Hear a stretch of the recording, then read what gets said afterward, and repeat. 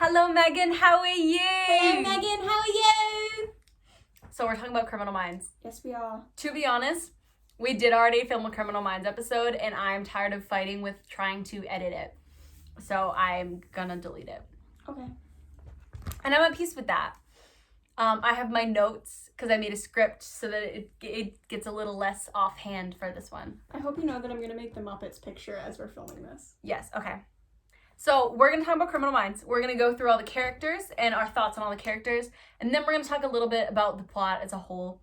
But it's mostly a character conversation because I feel like when you get through the characters, you kind of have the plot. Because it is such like a, what is it called? Like a group show. It's not about one main character. It's about everybody. It's about me. It's about me. It's about my problem. I will give the disclaimer that Criminal Minds is my big thing right now. It is the only thing I can think about. My brain, I can't do my homework because I'm thinking about Criminal Minds too hard. I can't do anything. I can't. I am looking at the road and I'm not gonna but I'm thinking about Criminal Minds. I'm thinking about Criminal Minds. Okay, so we're gonna start with Hotch, because he's not the main character, but he's like the first character that we really see. What the fuck was that? In season 1, Hotch is a genuinely nice guy. He has his little baby Jack, and he like apologizes when he's mean in a hostage situation. And like he's a good guy, and he has an okay progression into being an asshole, because like it makes sense that he's an asshole. Like his wife leaves him and she dies, and it's like a whole big thing. But like, I don't know, after that I think he becomes kind of stagnant. He doesn't have a lot of growth. There's not a lot that happens after that. And I don't personally want to fuck him. I don't personally feel that way about him, but I get that people do. I don't understand why. I don't understand why. I couldn't be a Hotch stan. But I'm not gonna get on your ass for doing it. I will say, the woman, the originator of Hotch standing is the writer grandmother who stopped watching Criminal Minds after he was fired, and that is a ride or die that I will never be able to receive. No one will ever love me as much as that woman loves Hotch, and that is okay. When Hotch got fired, I did completely forget about him. I deadass never had another thought about him. I think once or twice I was like, you know what? Emily is doing this way better than Hotch. Yeah, I distinctly remember being like, oh, Hotch would never, but like I was never like, oh, I wish Hotch were here. Yeah, I was never, when Morgan leaves, I definitely do think I wish Morgan were here, but I'm never like, I wish Hotch would show up. He did a little thing. What is the little thing? No, he didn't. What do you mean? Like, Spencer was a genius. Derek Morgan was smart and strong. He's a closet narcissist. His little thing was that he's an asshole. His little thing was that he's a stick up his ass. They took it out for season 1, but then put it back in and forgot about it. Yeah. I think he's kind of a rat for not being a father. I think when Haley left him, she was making points. I really think she was. And I would have done the same damn thing if I were with him. And that Beth had taste when she left him as well. I'm sorry. I can't. I get that he was fired. But I think that the character that they built and then firing him, I mean, like, he's fired, what are you going to do? But the character that they built and then the way that they wrote his character out did ruin it. It just did. Because, like, his whole thing was that he's like, this job is more important than his son. It repeatedly has shown to be, which it's not fine, but, like, that's the character that you built. And then all of a sudden he wants to leave to be a good father, but, like, he can't do that when his wife is literally leaving him. I get it, but it just doesn't make sense. Haley made points when she left him is all I have to say. Going on to Morgan.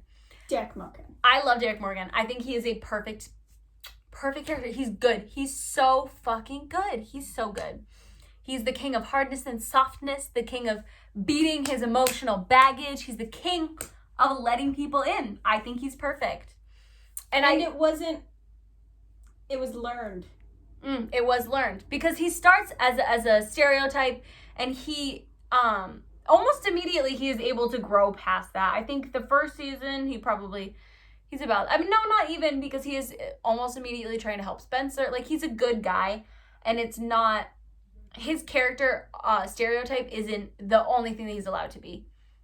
So, and like by the time it gets to profiled, which is like halfway, not even over half through season 2, he's a much bigger and better person.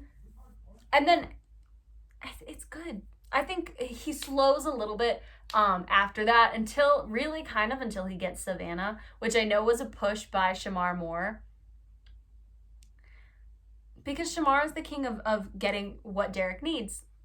And that's all I have to say.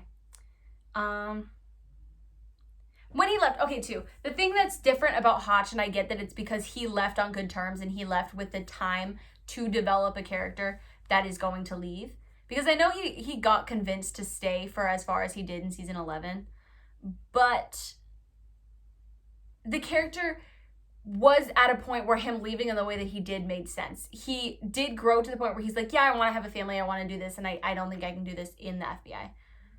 And it made sense for him to go in that way, in a way that it doesn't for Hotch, because that's just not the person that Hotch was. When he comes back, I do have a couple problems when he comes back, because it doesn't make sense. I get that he's Garcia's bitch. I understand. And I love their relationship. But I feel like it doesn't really make sense for him to have come back to, like, help when Garcia had this PTSD problem for, like, one episode. But, like, I know he comes back at the end of Spence's prison thing, but he's not there for Spencer when he's in prison. And it's not because I'm a Spencer bitch. It's because that doesn't make a lot of sense. Do you know what I mean? It doesn't make a lot of sense. Sorry, I'm very focused on making my hair. It doesn't make a lot of sense, and I wish it did. I would like you to make that make sense. Going on to Garcia. Ugh. Garcia is the queen of all things. She is an absolute queen. I enjoyed that her character was taken seriously, not immediately, but pretty soon, because she wasn't really created with the best intentions. Period. Oh my God. Wait, it's credited as Criminal Minds actor. Look at this picture. This is Derek Morgan. Yeah. King. That's my dad. Which we'll get into later. We will get into that. That sounds awful out of context. I can't say that she was created with terrible intentions, but you can kind of see. I feel like they did. Shall I make my point? Make your point. They did in 2005 what Pitch Perfect could not do in 2011, 2012. And whenever Pitch Perfect was made. Make a character who is fat. And I can say this as a fat person. Period. That is not a joke. That is funny, but not because she's fat. Archduke? The cat's coming. She's funny and fat. Not funny because every joke is about her being fat. My kitty cat. Hello, cat.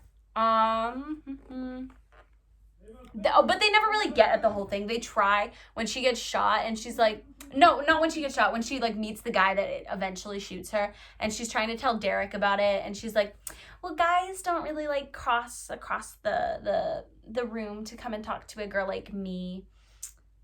And, like, yeah, that was a good inclusion. Obviously, the thing about Criminal Minds is that everything is so heavy-handed. So when they don't treat an issue, when they treat it with, like, a light touch, it's like it didn't happen. But I think if all the other issues weren't so heavy-handed, this would be like, oh my God, they touched on that and it's so good. But, like, everything else is like, so. Especially Derek's rape. That shit, they're like,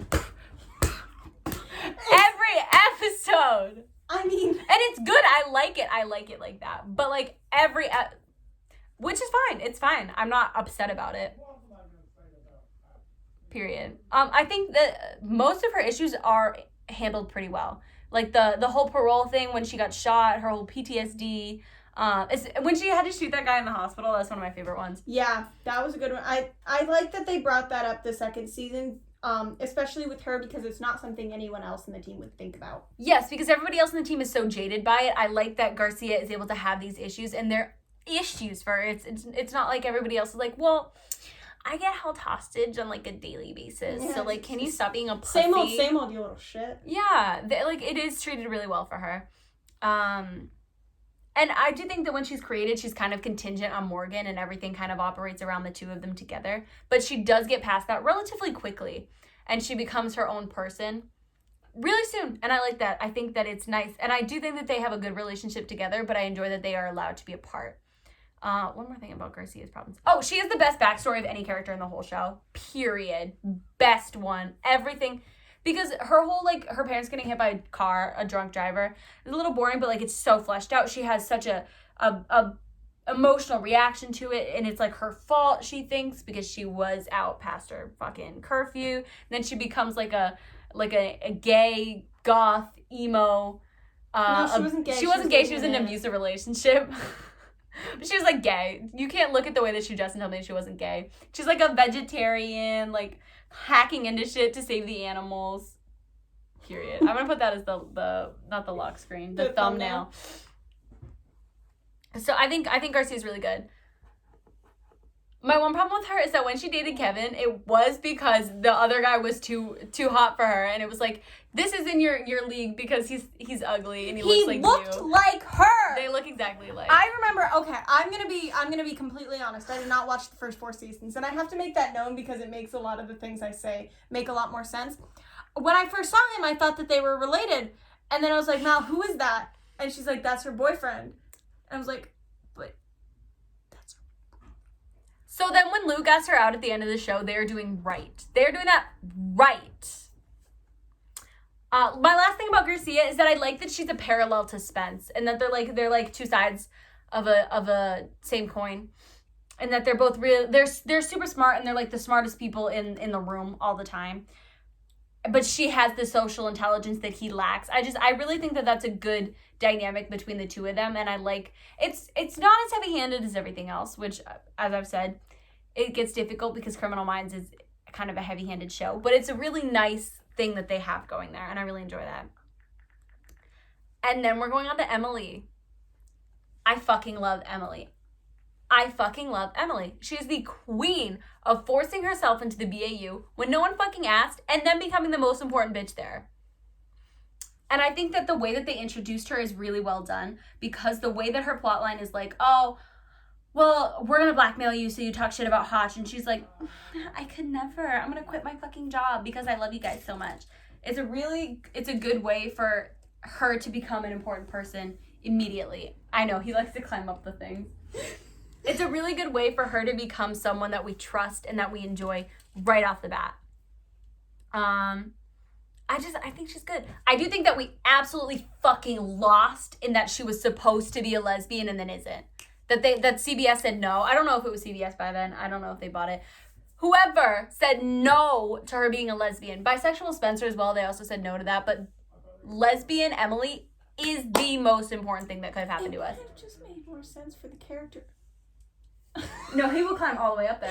He's like doing pull-ups. My cat. It would have made more sense for the character. It would have made the whole Lauren Reynolds plotline just so much tastier. So much tastier.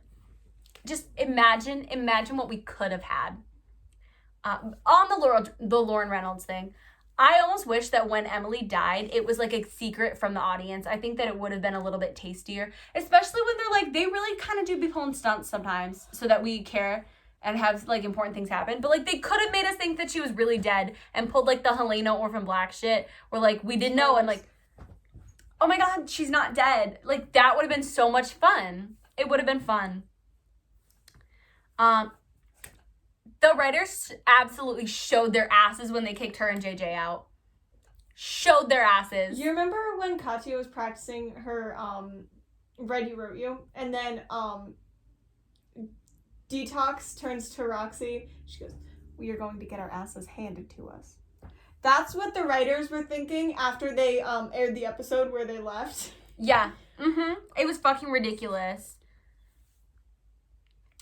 Fucking ridiculous. Oh, when Hotch leaves, I think her becoming the head of the BAU, obviously she's kind of the only person there who could do it because it's not going to be Spence and it's not going to be fucking Rossi. It could have been JJ. It could have been JJ. But that was a plot point. That was a plot point. I don't know if they were planning that, though. I don't know. I mean, I think from like a business standpoint, it makes sense because she had already been running Interpol.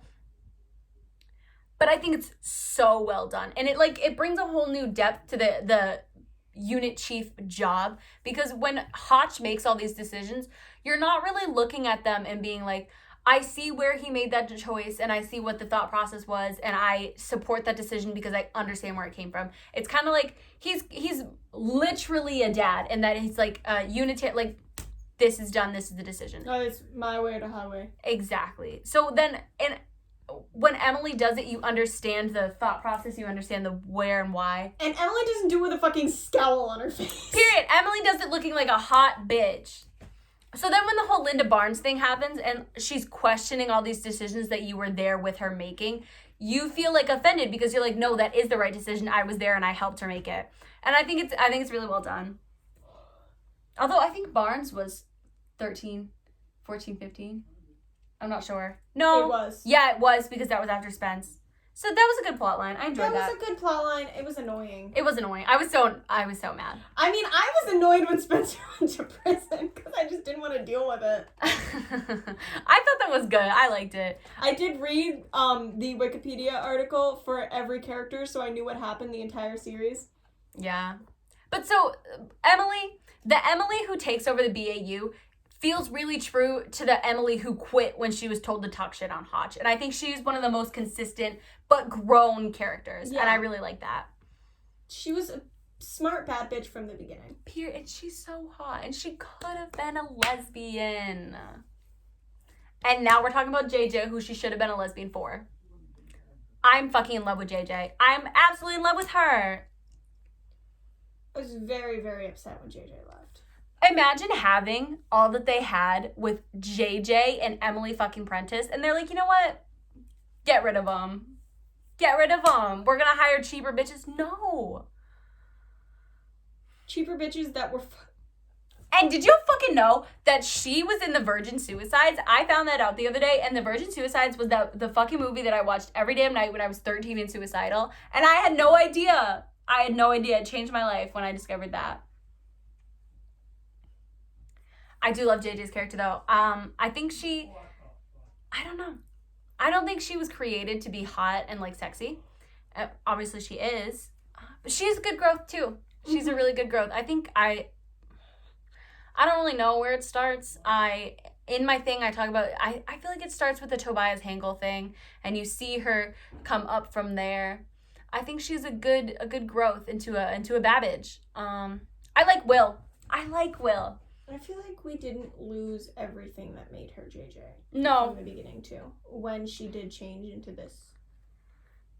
Alright, I'm going to get to this after I talk about Will. We did lose the little business skirts, though. She did have her little business skirts when she used to not go out in the field. Oh, she's so cute.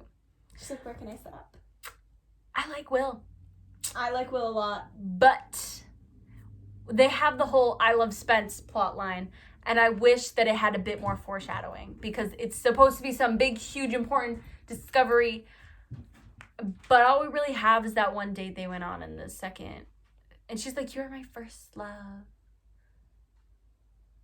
but we don't really have the facts there, Jade. We don't really have them. But I think Will is a very good man. I think he I will never ever hear him speak without thinking, God, you sound fucking ridiculous. He does, okay, he reminds me of Lip Gallagher in the... But I think he's a good man. I think that, you don't see a lot of couples that... And he's not, like, a big character, but you see how he is a supportive person. Yeah. I think he's good. I don't dislike him. I love her Roz plotline with her sister. I think that I really, really like that. I like when it comes back later. I think it's well done. I like it. I think it's a good one for her. I like that it's family drama without being like, oh my God, my family got kidnapped, which does happen. Okay. So when they fired her and brought her back, I think it was at the extent of her character. Because she said that she did not want to be a profiler because she wants to be the media liaison so that she can be the person that the families can go to. And I think that is a very JJ thing to say. And I don't think that she wouldn't be a profiler. It's just she said she didn't want to be. And then I think what happened in the Middle East, I don't even know. I think it was in fucking Iraq. Don't read me. what happened is a very JJ thing to happen, but I don't think that she would go there. I do not think that she would do that. I don't think that's a job that she would take. It just felt wrong. It did not feel like JJ. And I get it did, because Will like said that she had better hours, but like she didn't have better hours. She wasn't even home. And I get that they need to create drama. This is a fun, exciting thing, and we've never had something like this before. But I don't think it had to be JJ, because she wouldn't do that. Like, that wouldn't be JJ. And then it only really comes up again later when it's convenient. And we completely forgot about Cruz. I know. Where the fuck did that guy go? Did he die when she was kidnapped or something? I have no idea. I don't think so. No, because he was fine. I distinctly remember him being fine. But then when... No, her name is Kim Rhodes. That's the actress. Barnes. Where was he?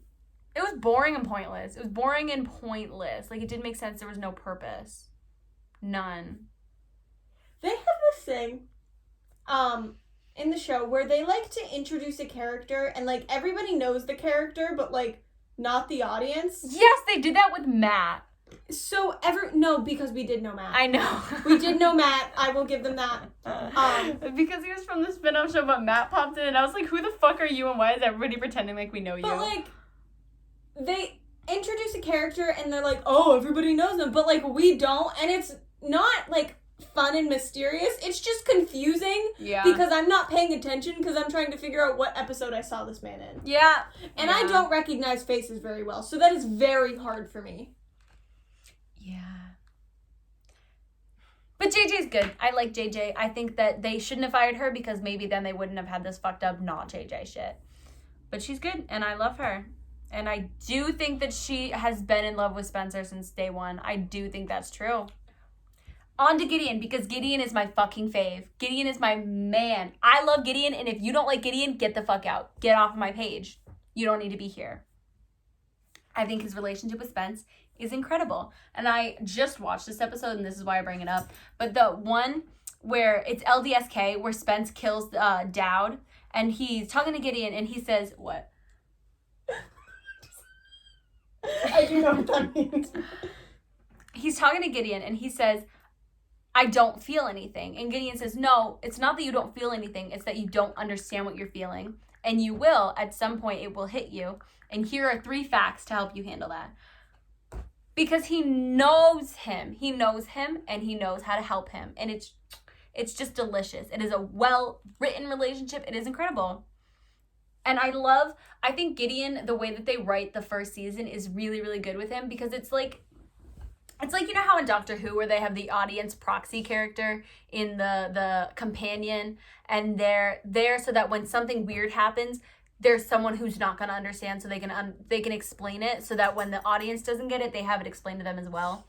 Well, I think that Gideon does that in the sense that he's trying to teach everybody to be profilers, so that when you watch it, you're like, oh, I understand what's going on because Gideon has just explained it to them and therefore has explained it to me.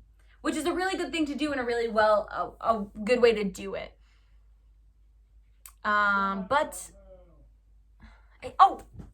Gideon is the king of the true crime genre. In that, he recognizes that it's fucked the fuck up. The thing that he does for this show is he keeps a check on the fetishizing of murder for everybody all the time. And I know that it's likely because of Mandy Patinkin, because he's said that he quit the show because he didn't realize that it'd be so much rape and murder all the damn time, which I get. But I think when he leaves, the show is lacking that energy because it does become kind of a little bit more icky with that. And I do miss it. And y'all can tell me, okay, what happened before he leaves is... It makes perfect sense that he would leave after that with Sarah and how all the people that he had been so proud of protecting are fucking dead. Like, it makes perfect sense that he would leave. It makes sense. Y'all can act like it's poorly written or it's like a bad thing of his character, but it's really not. It makes perfect sense. It's well written. I don't think it's bad. What I do have an issue with, I don't know that I have an issue, I just really don't know how I feel, is his death. I struggle with that. And part of it is because I love Gideon. Yeah, I was going to say, is it you struggling with it plot-wise, or is it you struggling with it because he's your father? I will say, okay, look. So on the IMDb page, it says it has 50 Gideon episodes. He's in 50 episodes. And I think it's because they do, like, the flashbacks, because sometimes it says 47 episodes. So I was like, oh my god, I get Gideon in 3 more episodes after he left. Meanwhile, I knew the whole time. And I was like, Avery, I get my Gideon episodes. I will get my Gideon episodes. And Nelson Sparrow came on, and it was this dead body, and then it cuts, and you see the chessboard, and I was immediately bawling. And I was like, you fucking rat. All these bitches, I put it on my private story and everything, all these bitches who had already seen Criminal Minds knew, and they just watched me get excited to see these Gideon episodes when the episode is that he's fucking dead. But would you have wanted me to tell you? No! Okay. But after that, I do have a bit of an issue. You did look him up, and I went, no, don't do that. I wanted to Google when the Gideon episodes would happen. It's just like... I do like how they bring Ben Savage to mitigate the loss of Mandy Patinkin, in that they have the whole... What? They do look so similar. It's weird. They bring him in for the Nelson Sparrow episode so that they didn't have to ask Mandy to come back because he would have said no. They bring him in. I think that one's well done. I think it's fine in season 15 where Rossi's like talking to Gideon and he's talking to Ben Savage because like that's the Gideon that he knows. That makes sense. But the one issue that I absolutely fucking have is in Spencer's coma dream at the very end of season 15 when he's like gonna die. And he's talking to Maeve, and he's not talking to fucking Gideon. Because that should have been Gideon, and you goddamn know that. You know that it should have been Gideon who he was talking to. Technically, I don't know that, because Avery's a Maeve stan. I never met Gideon, and I've been mourning the death of Maeve since it happened. This bitch has cried thinking about me. She didn't even watch the episode. She cries thinking about Maeve at least once a day. I'm thinking about it right now. It should have been Gideon. And they, like, went to his grave to, like, make it better. And I appreciate how they didn't have Ben Savage and, like, try to pretend that young Gideon is a person who's important to Spence. And it's, like, a nice dynamic that it's Maeve who walks him through it, but it should have been Gideon. Period. It should have been. Which brings me to Spencer, because I am white. I am a girl. I'm not a teenager, but I'm a girl. You're not a teenager. I have to be a Spence stan. I have to be a Spence stan. I do. And I am on the Spencer's autistic boat. I can't get away from that. I am on it. Spencer's my favorite person. He is the focus of my hyperfixation, and I'm not going to apologize for that. I'm sorry. I keep yawning. You're just going to get a bunch of me just doing this. I'm not even going to edit this video. I'm just going to post it. I do have to talk about the autism thing. I appreciate the way that it's done. In that because it's not direct, they humanize him in a way that I think that they might not do if they straight up said, yes, Spencer's autistic, but I wish it were direct. Girl, what the fuck? One time I had somebody over to watch a movie and there was a drunk driver who crashed outside the front of my house. We paused the movie and we just watched the cops and watched this whole thing happen and we never watched the movie again. I was so upset. I slept through it and I was like, you guys It was the drama. You guys really let me sleep through the monthly car And my accident. brother was walking down the street when it happened. He had to go give a police report and everything. It was so interesting. Car accident. It is, because we live at like an intersection that's like a T.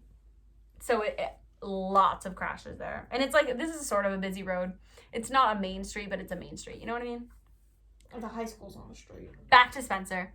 I think that he has some of the most interesting things happen to him. He has a really good backstory. I love Mom. She is the lady. I wish that the drugs were hit more because they forget about his drug problem. They bring it up fucking once when fucking Emily dies. Once I started taking Dilaudid again, would you have let me? You didn't. Yeah, but I thought about it. Yeah, but I thought about it.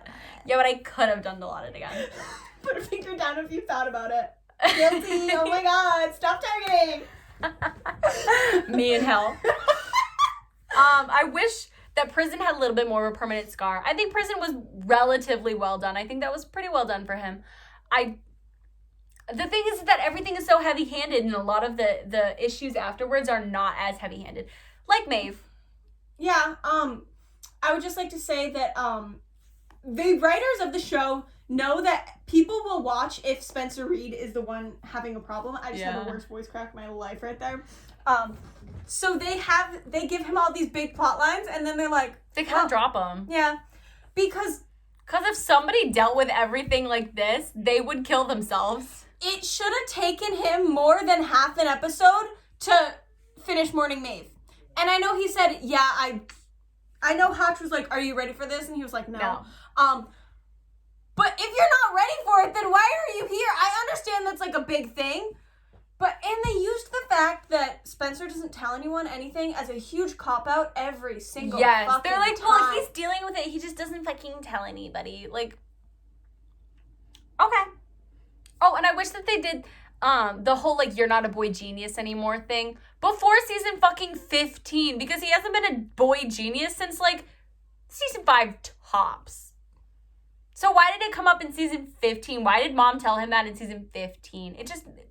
At least it should have ended after Derek left, because Derek was the only one who called him kid. Yeah, Derek was his brother. I like Maeve. I do like the Maeve thing. Honestly, I didn't like Maeve until she died. I have a lot of thoughts about Maeve. Should I get into them now or later? I want to talk about schizophrenia. Okay. I'll talk about Spence, then we'll talk about Maeve, and then we'll go into Dad. I like the schizophrenia thing, but like I say every time, I wish it was a little more heavy-handed because it just feels like they're not tackling an issue until they do it. Because they had his, 30th birthday thing, but then he never speaks about it until he speaks to Kat about it. But I love Kat. Kat is one of my favorite things that's ever happened to this show. I think she's incredible. I think she is one of the best plot lines. Is my nose bleeding? No, it's mine. No. My nose is so itchy. I don't know if y'all... mine has been so itchy the whole time. And I thought... Maybe we're allergic. I saw, the shadow, and I was like, oh my god, is there blood? Okay. I love Cat Adams. Every single Cat Adams episode is the most delectable thing ever. Ever. It's so good. The one in season 15, I will say, the things that Spencer does... It's rushed, and the way that they don't want to make it a couple of episode plotline because they have fucking 10, they just make it so that Spencer's out of character. He's not upset about the Max thing. He doesn't struggle with fucking thinking that he killed his baby. I know it's not his baby, but whatever. A baby. There's no, it just doesn't feel like Spence. It's weird. It's just not quite right. What I like that they do with Spence, though, is that they frequently align him with the unsub so that the person feels remorse for the unsub and they, relate to them and they understand. Know little white girls watching will be like, oh my god. Because Spence is a fucking fuck toy for teenage girls. But then it backfired on the true crime community. Yeah, it really did. It really did. Spence is the reason that bitches are, Spence is the reason that bitches want to fuck the Columbine shooter. Spence is the reason that bitches want to fuck the Columbine shooter. Period. Alright, so now I'm going to talk about Maeve for a second. Mm-hmm. I love Maeve. I don't really know why, but I do cry about Maeve very often. See, it's the thing is that I know that I wouldn't have wanted her... Okay, have fun. I know that I wouldn't have wanted her to live, but I feel like the way she died was very unfair, and that's what makes me feel for her, is that... There's is that there was literally no reason. I have heard that it's not believable that a handgun bullet would get through both of their heads. You heard that from my fanfiction tag. I did hear that from a fanfiction tag. But I just think that the way everything happened was really unfair. And I think it was kind of rushed writing where I wish it was a good character and they had so much build up for it. Yeah. And then it was forgotten about. And it's another thing that they do with Spencer is that Maeve is only convenient when they want. Yeah, it's let's talk about Maeve later when we want to make people think that Spence was raped. And we'll talk about her once when he dies. Yeah. Yeah, but that's trauma. But she was so important to him. Yeah. Yeah. And I don't know. I just feel for her. I think that she deserves better. I think that I know I wouldn't have wanted her to date Spence, but I think she deserved a better death. Yeah. Or just a better way of living. And the thing is, and I feel this way about myself, is I feel deeply like I'm going to get murdered. And I would like it to be an interesting murder. And I feel like that was not an interesting murder. I do like that they didn't let that they had it be, not related to Spence? No. Yes, but I like how when they were on the rooftop, she was like, no, you kill me yourself, bitch. Yeah. Yeah, I like that. I do like how it wasn't like, yeah, I mean, I work in the FBI. It was serial killers, and I got my girlfriend murdered. Like, she got herself murdered, and I appreciate that. And the whole thesis, I get it was supposed to be stupid, but that was just poor writing stupid.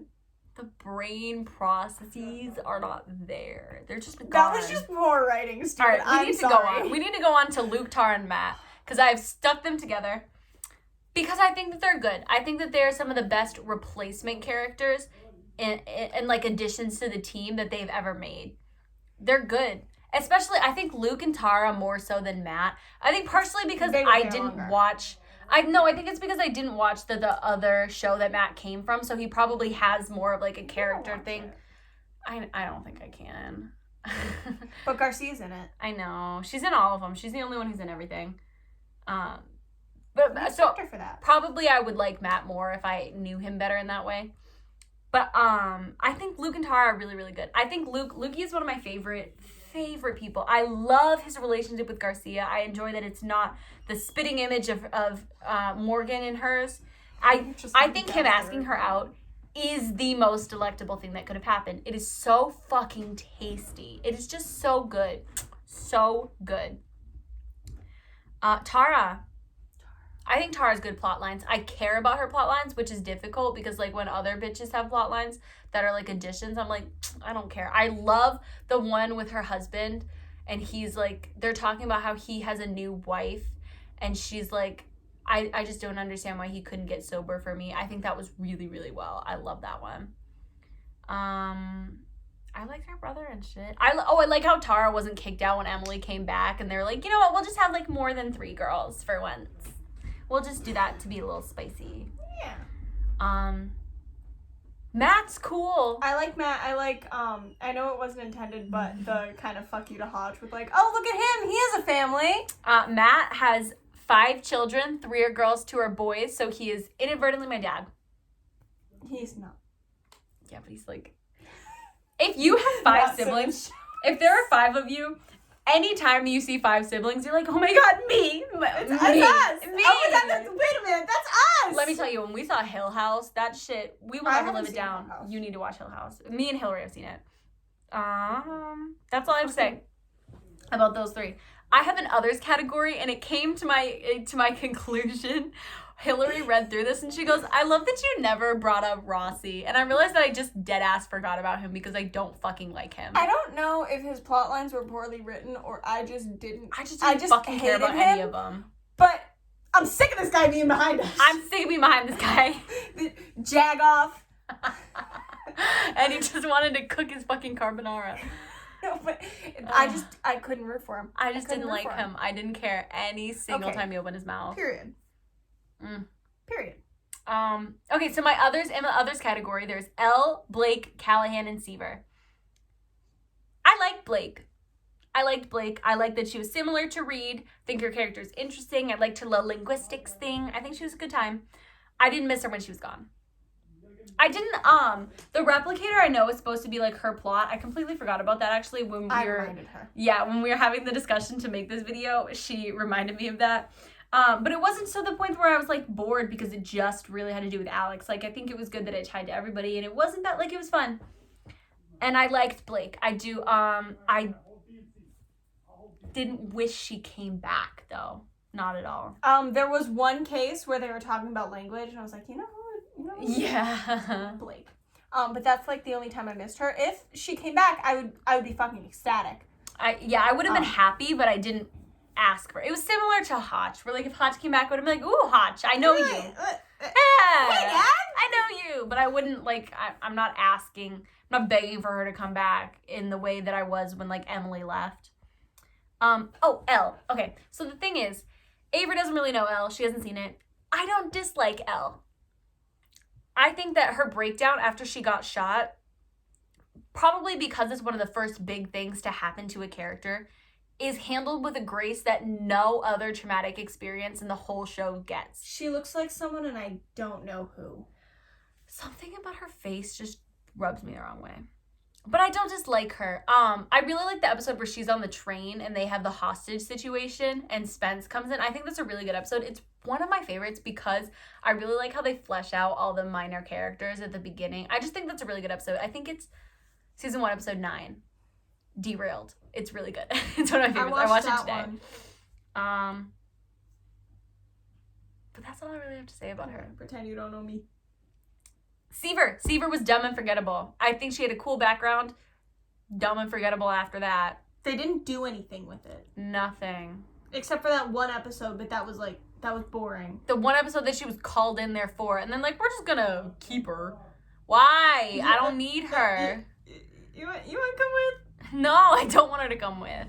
And fucking Callahan. I hate Kate Callahan. I saw this TikTok that was like, you know how people do we're in quarantine, so we're going to dress up as somebody every night for dinner. I saw one and somebody's mom dressed up as Kate Callahan, and I was baffled that someone had all of these characters at their disposal and they picked Kate Callahan.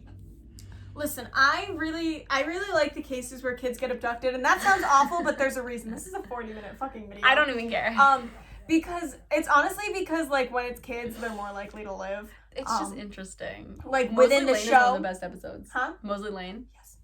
But when our niece got kidnapped, I was bored to tears. When that little bitch got herself kidnapped because she's a fucking dumbass. Your literal aunt, who is your mother. She worked in the sex crimes unit. She did that for a living, and you were dumb enough to fall for that? How are you that fucking stupid? When I was 11, I was not 11. I was 14. I did meet a man off Omegle, and I didn't get kidnapped because I'm intelligent. When I and was this 11, bitch is not. I talked to someone who lived 45 minutes away, and let me tell you, we never planned on meeting. I did meet somebody at the Six Because Flags. she was 17 and I was 11, and we both knew that was fucking stupid. Lauren, if you're out there, hello. I miss you. Shout out to Peter. But I don't understand how she was that dumb. I really don't get it. It doesn't make sense to me. And then I want to talk about my thoughts on the show as a whole. Should I bring up Dad before or after this? Bring up Dad now. Okay, so in every piece of fiction, in everything, there is a dad. This man does not have to be a father, but you have to trust him. And we're lucky to get multiple dads and mom in this show. So we have 2 sets of parents, and they're not married. I don't ship them, but it's just. But they're a set. They go together. So we have our first mom and dad, which is Hotch and Emily. Now Hotch, he is not a good father, but he is a dad. But he will protect you. He's kind of like our dad, and that he'll do a lot of yelling and get a lot of stuff done, but he's not really an emotional support. But to apologize, you just gotta take 2 new sisters out to a burger place, and then thinks it's over with. Yeah. Wow, this is free therapy. It's Attorney Who. Emily posting it again. Emily is the mom who does everything. Emily is your mother. Emily is there for you. She's emotional Support. She will protect you. She's financial But she will also hug you. She is going to discipline you. Aaron Hotchner would never give you a hug. Never. And if he tried, I would sock him in the goddamn Aaron Hotchner would never even look you in the eyes. I would snap that thing. I would give him a free no job. You know that TikTok where it's when I get sad about my nose and then I remember my ancestors and then the girl who just got a nose job and it was just her post no job. Okay, anyway. And then the other set of parents is, of course, Derek Morgan and Penelope Garcia. Derek Morgan is the best father in every sense. He will drive you to school. He is going to pick up the phone when you get sick at school. He's the one who takes you to the orthodontist and brings you to McDonald's on the way home. He is the man who's like, you know what? I haven't gone out to breakfast lately. Do you want to skip the morning classes and go out to breakfast with me? That's the kind of man that Derek Morgan is. That's the kind of father that Derek Morgan is. He's the father who gets a period tracker app so that he knows when you are going to bleed so that he can buy you chocolate every month. Period. He's your fucking father. And Penelope Garcia is kind of like your stepmom, where she's fun, but she's not your actual mom. But she cares for you so deeply and she tries so hard to make that relationship concrete, but she's not going to discipline you like a parent should. Yes. But when you royally fuck things up and you don't want to talk to your dad, Derek Morgan, even though he's great, you just feel like you can't. She's there. She's kind of like Aunt Becky. Before the college scandal. She could be new Aunt Becky. There's more to this, but I don't want to get into it because the video is 45. This is a 45-minute long video. We can go into who everybody is, but you just need to know the fundamentals of mom and dad. About the show as a whole, I think that this show leads well for the true crime community. It makes sense as to why true crime is where it is now. With Gideon, I think it was a little better with that, with the whole fetishizing murder, as I've said. It's different than other crime shows, which I enjoy. I think that the thing that this does a lot better than like Supernatural is the one-upping every season. We've talked a little bit about how they kind of have to get more drama, so they make some ridiculous-ass issues, but it's not like Supernatural where every season has to be so much bigger and better, where by the I think they're on 15 of Supernatural by that season, like nobody can watch because everything is so ridiculous. They definitely do a lot better with that. Some of the prolific killers for this show are better than others. I didn't really like Foyette. The Replicator was boring. Scratch, I really, really, really liked the first Scratch episode, but I didn't really like the plotline after that. Once he changed his MO, I was like, what the fuck are you doing? I didn't really understand why he had it out for them so hard. But Cat Adams, I thought that delectable. I liked some of the other assassins more than Giuseppe. I liked the ones. I didn't like the one who started it, and I think that's my issue. I didn't really understand where the Dirty Dozen. I think I wasn't really paying attention. No, I wasn't either. I like some of the season finales that aren't big serial killers. I like the one with Lucas, season 4. It might not be season 4. It's To Hell and Back. That's season 4, I think. I like the one with the corrupt cops in Texas. That one was really good. I think they do those a little better because they don't have to have it be some big overarching plot. It's good. It's better. I did like the Dirty Dozen thing, though. I like the whole thing with Garcia. It was fun. They picked someone new to target. Yes. Because before that, they really hadn't targeted. It was kind of like Hotch. And it wasn't something where it's immediately like, oh, we're targeting Garcia because it was the guy who writes down the Dirty Dozen. And then, I don't know. You have to figure out that it's a Dirty Dozen. She's like, yeah, because she was I'm Dirty Dan. Because she was worried that she had 12 people's lives in their hands, and then she was like, oh my god, I used 12 fucking servers or whatever. I don't really know. I don't I'm imagine thinking you have to kill a dozen people and then you find out it's one bitch. Yeah. Bro, you got you getting off 12 easy, times but they're more money. Contract killers. It's doesn't matter. Because it's a cop show, you kind of expect it to be up cops' asses in a certain level, and I would say it's really kind of not. They aren't afraid to show police brutality and corrupt-ass cops, and I dig that. I really do. It tries really hard to hit important issues, and they hit the mark an okay amount. It's not perfect, but I'm not asking something to be. You know what was never brought up again, and I just started thinking about this? When they were doing that big internet case, and then Derek Morgan had to shoot the kid, and he was like, I shot a kid on live TV. We really weren't paying attention. But I don't think it was ever brought up again, how he shot a child on live TV. And it wasn't his fault. The man, he had a nail gun to this woman's head like that, and he did fire the nail gun, so, Derek Morgan had to shoot, but it was never brought up again. I don't remember that at all. Oh my god, we'll find the episode. Oh my god, I don't remember that at all. And we did see Girl Defined. Not in that episode, but we did. Girl Defined. Yeah, I remember Girl Defined. I don't remember that episode, though. What the fuck episode is that? It's a different episode. Not every season is great, but every season has good episodes. It's a good show. I do highly recommend. It's not an episode. It's not a thing where you have to muddle through episodes to get to a good season. Unless you're fucking me, and where in seasons 13 and 14, Spence is on fucking sabbatical every fucking 2 episodes for no damn reason. He was filming other things, I assume. But 68 kill was not good enough to warrant that. But it wasn't. When Spencer wasn't there, you did get the fucking baby. Oh my god, tell him about the baby.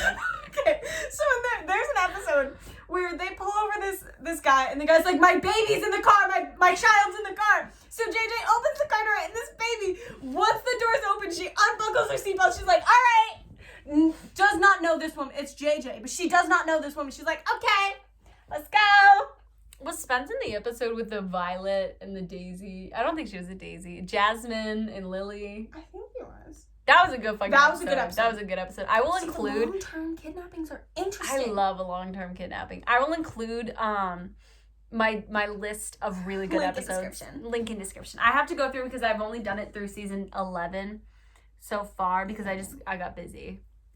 By busy I mean Spence went to prison. They humanize prostitutes. They are huge on the like, actually that's a person and I'm not gonna not come and investigate this murder because you think that just because they're high risk people that they're not important. Which was brought up with the Barnes. Yes, Barnes was like, I don't care. Something that they always do is when a serial killer is targeting prostitutes, they're like, okay, well, let's go warn them. Yes. Yeah. They always send someone to be like, hey, when you're questioning people, say, like, tell them to stay safe because this is happening. And they call them the working girls. And they had Willem. That was a mistake. They do, I will say, and if they had made Emily a lesbian, it would fucking mitigate this a little bit. But they do kind of have the issue of, like, the gays tend to be the unsub. But it's not perfect. I'm not going to ask it to be perfect. But I like it. I really do. I do recommend. I think it's a good watch. It's a good watch. And you don't have to put all of your focus in every single episode. You really don't. Which is good because I don't have the, like, mental capacity for that. I could just jump in. Yeah, you can jump in kind of anywhere. I didn't really have to have a lot of things described to me. Yeah, it's good to pick up on. And I think that there's kind of something for everybody. Highly recommend. I would say. I would say. In conclusion, Gideon writes, if you are someone who talks to me more than Mal, please watch it so I can talk to you about Criminal Minds. Because I am very lonely and this is all I can talk about. Also, I have to say this. To the bitch who wrote the fan fiction, The Good Life. To Ratty Boy N. No. Lost in Translation again. To Lost in Translation again and Rad. You are the only bitch I need. You are the only bitch I need. I want to say thank you. From the bottom of my heart, thank you. Only bitch I need. Thank you for giving me something I can fucking use. I'm not even afraid of of putting myself on blast for reading this fanfiction because it is tasteful and delicious and everyone should damn read it. Thank you and good night. We'll see y'all bitches next week. Thank you for watching this 52-minute long video. I'm not even going to edit it. Thank you, Jeffrey. Sorry about it. Thank you, Jeffrey fucking Ryder. Just Jeffrey. Bye, bitches.